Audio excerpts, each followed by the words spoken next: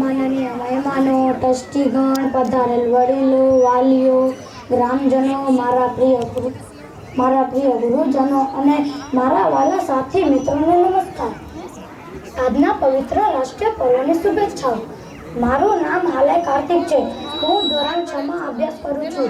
આજના શુભ અવસરે મને બોલવાની તક મળી છે ત્યારે હું એક સૈનિક છું તે રીતે મારા વિચારો રજૂ કરીશ. પહાડી વિસ્તારમાં મારો જન્મ થયો હતો. અમારું જીવન હાડમારીઓથી ભરેલું હતું. મારા પિતાજી એક સૈનિક હતા. તેમની પાસેથી ઘણીવાર યુદ્ધોની રોમાંચક વાતો સાંભળતો તેમજ રાષ્ટ્રીય પર્વના તિરંગાને લહેરાતો જોઈ મારા મનમાં એક જ વિચાર આવતો અને આવા જ વિચારોથી સૈનિક થવાની અદમ્ય ઈચ્છા થઈ જતી. એ દિવસોમાં નાના બાળકોમાં આ ગીત ખૂબ જ પ્રિય હતું. નન્ના મુન્ના રાય હું દેશ કા સિપાહી હું, બોલો મેરે સંગ જય હિન્દ જય હિન્દ જય હિન્દ.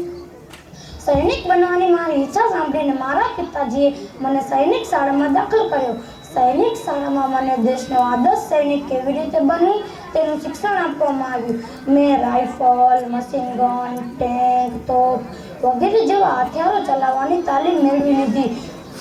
ધીરે ધીરે તેમાં હું પારંગત થતો ગયો. તેની સાથે સાથે યુદ્ધમાં સતર્કતા રાખવાની તાલીમ આપવામાં આવી. તે ઉપરાંત કપરી પરિસ્થિતિનો સામનો કરવાની તાલીમ આપવામાં આવી. હવે હું કોઈ પણ પ્રકારની પરિસ્થિતિનો હિંમતપૂર્વક સામનો કરવા તૈયાર છું. ઘૂસણખોરો આપણા દેશના વિસ્તારોમાં ઘૂસી આવ્યા હતા.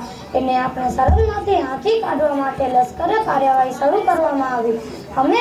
અમે ઘૂસણખોરોને મારી હટાવવાના કામમાં લાગી ગયા. આખરે ઘૂસણખોરોને તગેડી મૂકવામાં અમે સફળતા મેળવી લીધી. આપણા દેશના વિસ્તારોમાં છુપાયેલા ઘૂસણખોરોનો નાશ કર્યો. આપણા દેશની જનતા અને નેતાઓએ અમને ખૂબ ખૂબ અભિનંદન પાઠવ્યા. એક રાત્રે અમે અમારા તંબુમાં સૂઈ રહ્યા હતા. ત્યાં અચાનક એક બોમ્બ વિસ્ફોટ થયો. તેમાં અમે બધા ઘાયલ થઈ ગયા. અમને તાત્કાલિક હોસ્પિટલમાં ખસેડવામાં આવ્યા. મારા બે સાથીદારોને ગંભીર ઈજા થઈ હતી. તે બચી શક્યા નહીં. મારા એક પગમાં ગંભીર ઈજા થઈ હતી. તેથી ના છૂટકે મારે મારો એક પગ કપાવી નાખવો પડ્યો. હવે હું કદી યુદ્ધમાંથી જઈ શકીશ નહીં. એ વાતનું મને ખૂબ જ દુઃખ છે. હું મારા દેશવાસીઓને આ સંદેશો આપું છું કે તમે મારી જેમ સૈનિક બનીને સેવા ન કરી શકો, પણ સાચા નાગરિક, દેશપ્રેમ, ઈમાનદારી સાચી સેવા છે.